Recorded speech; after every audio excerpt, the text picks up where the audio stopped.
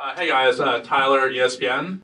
Throughout the preseason, a lot of people have been saying that having a six-man team could be a disadvantage for you guys because you can't easily swap in and out depending on meta changes, if something radically changes, or have a more varied style. How do you guys feel about those criticisms, and do you think having a six-man core is capable of getting high or even winning the championship in Overwatch League?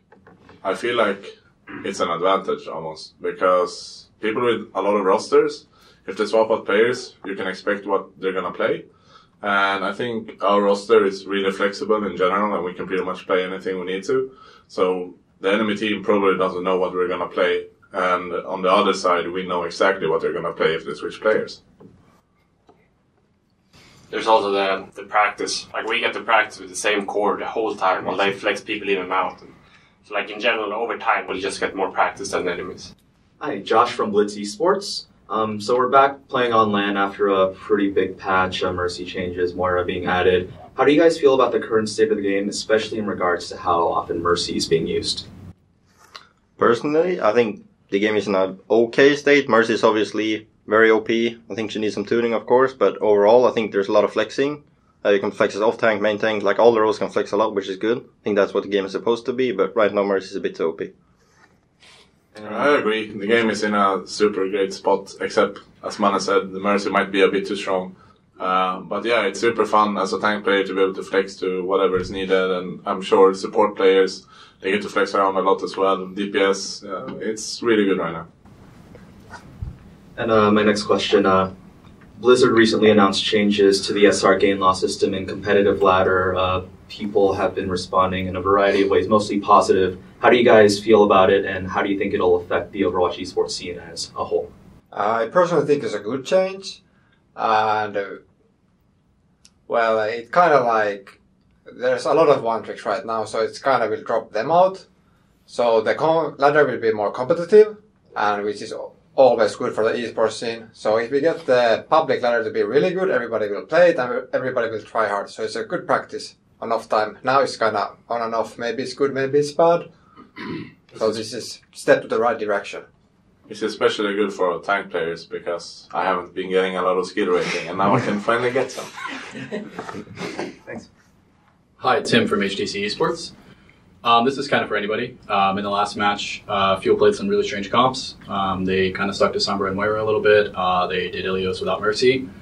Did that throw you off, or is that something you kind of were expecting due to scrims, or was that something weird to adjust to? We did not expect the Moira that much. I mean, when you play Dallas, you kind of always have to expect weird stuff, like they play new stuff every game, right? But I think in scrims we're really good at adapting, like we see what they have, how we should play and how we counter it, but in a tournament match, it's obviously harder, right? There's so much pressure, like so much hype. We kind of lost that a bit. We didn't really focus and ask what they have, how we should play it. So, yeah, the Moira threw us up, but overall, we kind of knew what they were going to play. And then just to play devil's advocate, you mentioned that having 6 players could make you, could be an advantage.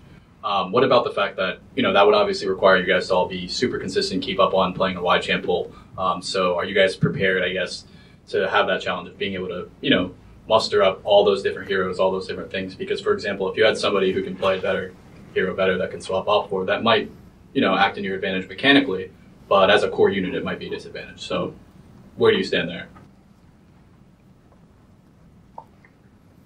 I mean, as far as it goes for us, it's not up to us if we have 6 or 7 players. That's on the organization itself. So, we are 6 now. We're prepared to do everything we can to make these 6 players work, and we think we can do it. Hi, my name is Ashley. I write for UCI Esports. So my audience is mainly college students. Would you have any advice, or what would your advice be for college students or anyone looking to go into the pro scene?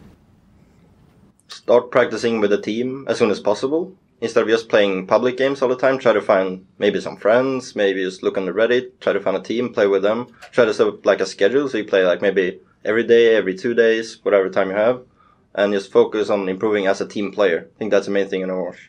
Discord is really helpful, and there's a lot of different channels in there for new players and people looking for team and etc. So use Discord. Stay in school before you go pro. You need a backup plan. Oh, sure. Thanks. Hi, I'm Nick from Invent. I just wanted to ask a bit about the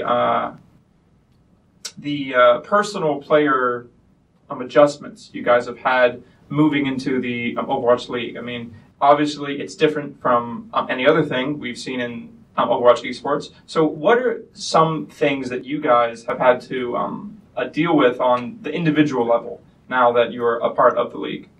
I mean, I think there's a lot. Obviously, professionalism. I mean, you're kind of the face of the league. You obviously want to be professional. Then consistency is going to be a big thing. Like, it's a 6-7 month league. Like, you need to be consistent throughout the whole league. If you're a bad teammate, like during one of those months, it could collapse the entire team, right? So you have to be consistent as a teammate and as a player and professional. And is there any degree of homesickness or, missing friends and family? Does that have an effect on your guys' ability to enjoy the game right now? Of course, you're going to have a bit of homesickness, but I think we're all committed to this. This is our dream. So in the end, it's not a big deal. We're going to see our family like one day.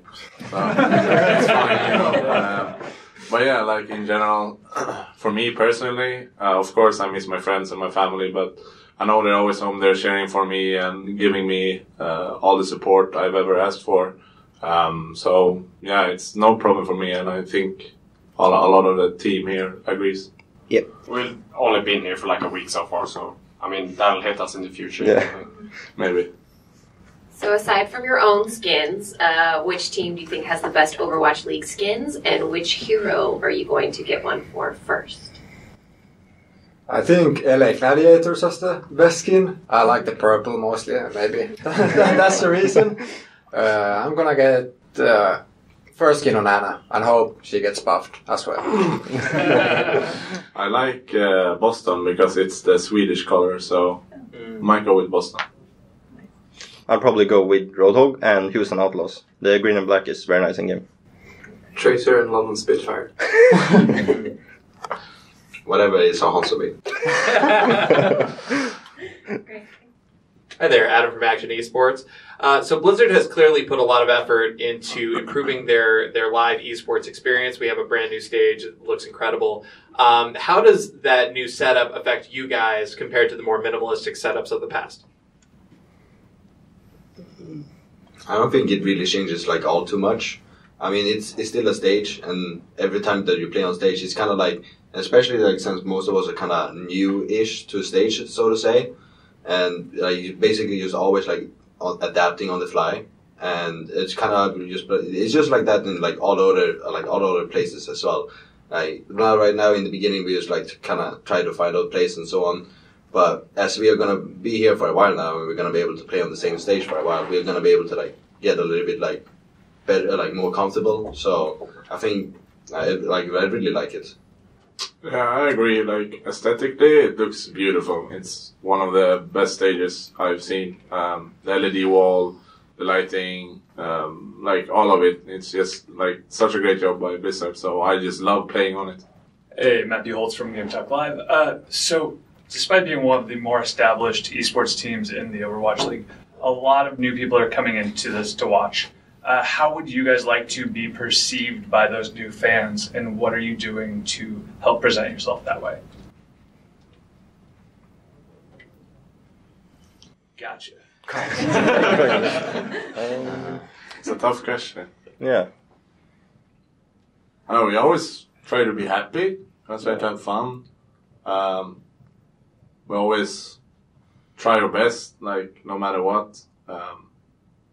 So yeah, just like a bunch of good guys trying to have fun and doing their best to win the league, pretty much. Yeah, just being positive and being a person that they can look at and be like, oh, he's really good. I can take this from him. I can be like him as a person, as a player. You know, he's happy. He's putting in a lot of hours. He's doing what he loves, and he's chasing his dream, right? So thinking a lot as a person. Last question. All good? All right. Thank you, Florida Mayhem. Thank you. Thank you. These chairs are nice. Yes. Maybe this.